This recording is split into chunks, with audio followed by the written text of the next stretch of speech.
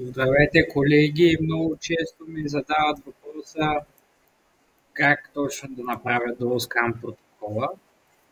За Dual Scan протокола е необходимо да сложим скан маркери, композитни точки или нещо, което да бъде рентгеноконтрастно на няколко места по цялата протеза, или ако е някакъв скан appliance, индивидуална лъжица или каквото и да е, тя да бъде ребазирана с коректура или пластмаса за временни зъби или дори съм виждал с цинкевгенолова паста, репин мисля, че се казваше.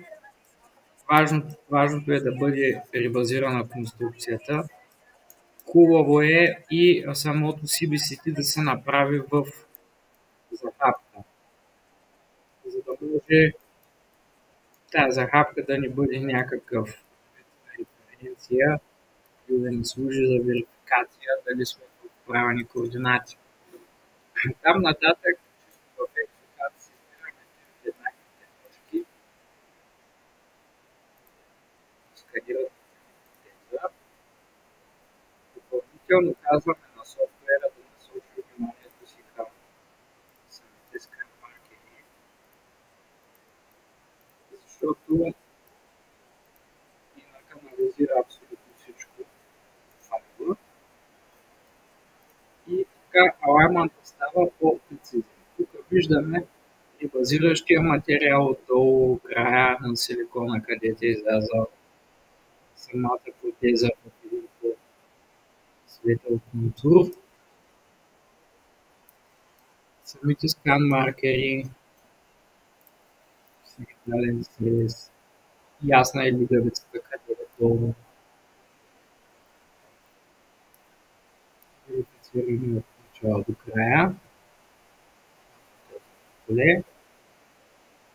И след като сметнем, че нещата са окей, даваме continue. От тук нататък ни е необходим и един скан, който е от самото протезно поле. Дали интраорален, ако сметнем, че не сме го усукали много, или един алгинат, минал през гипс и лабораторен скенер, за да може в последствие да го подменим в софтуера и по този начин си изработваме